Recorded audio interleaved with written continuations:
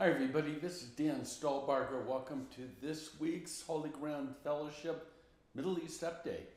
It is August 28th. We're going to look back on the events that have transpired this week. Just a reminder, you want to grab the PDF PowerPoint that comes along with this YouTube. It should just be a link on the YouTube page.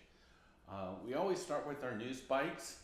And so President Trump, in regards to the employees, the two that were engaged to be married, the employees of the Israel embassy, Trump has gone on record to say that he is seeking to impose the death penalty on the one who committed these atrocious murders of these two people. Using the word assassination of the employees of the Israeli embassy. Israel, now again, these are our news bites. New poll that's out, troubling. Israel is committing genocide in Gaza. Support for the Jewish state is largely broken along party lines, but 75% of the Democrats are accusing Israel of genocide. 75%. And 64% of the Republicans are opposing that claim. What's frightening to me is that most Americans see the famine in Gaza and basically are blaming Hamas, but from the ages of 18 to 24, this age group backs Hamas over Israel in this war, from 18 to 24. Let that sink in. The IDF is saying that the massive evacuations of Gaza City is inevitable. We know that the IDF is like on the doorstep right now. We will be seeing these evacuations taking place unless there's a Hail Mary at the end of this in which there is some sort of an agreement for a ceasefire. So that's our news bites for the week. And then let's just sort of jump into our main articles. Trump, once again, Trump believes that what's going on in Gaza right now, he believes that it would be safer to free the captives through military pressure rather than seeking some sort of partial ceasefire. He goes on to say, quote, "I actually think they're safer in many ways if Israel were to go in and really go in fast at this point in time." So that was on August 24th. The latest thing now from Trump, and he seems to be somewhat fluctuating back and forth, but Trump hinted on Monday of this week that Israel's war against Hamas in Gaza is approaching, in his words, its final stages, predicting that the conflict will end by mid-September.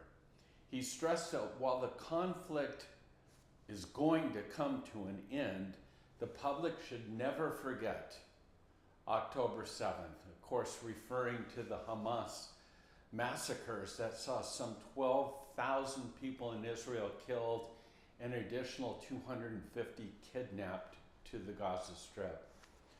Now, there are some questions about how many are still alive, and when asked by reporters how many Israeli hostages remain alive in Gaza, Trump replied, "I hope 20," while adding that there are some rumors that some have recently died.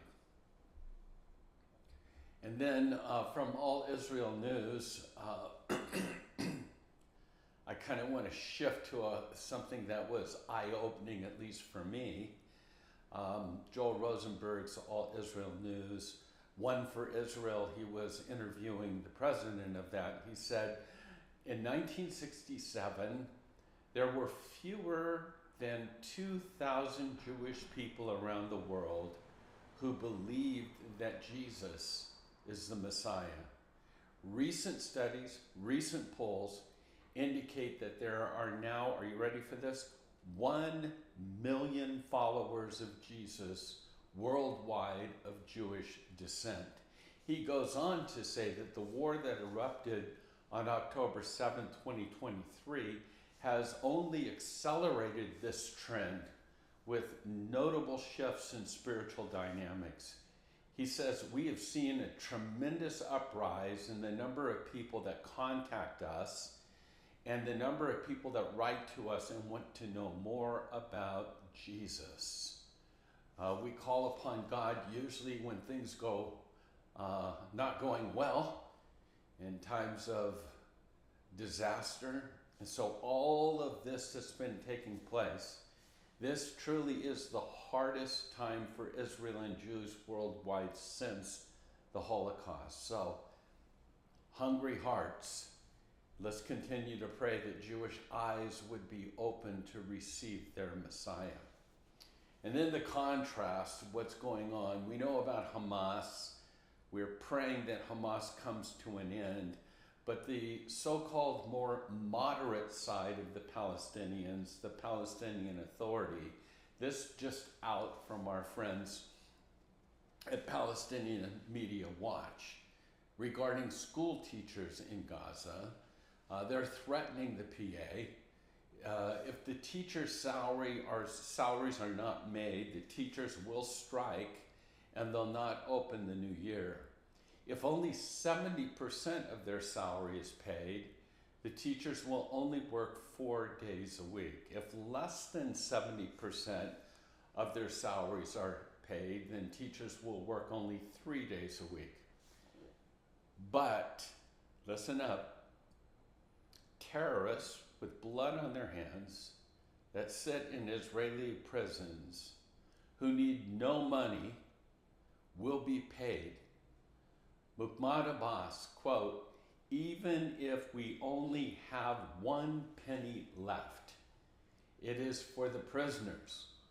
It is for the martyrs. In other words, it's for the terrorists. They are more precious than all of us. That's the moderate side. Gal Gadot, and this is Wonder Woman or whatever, speaking at an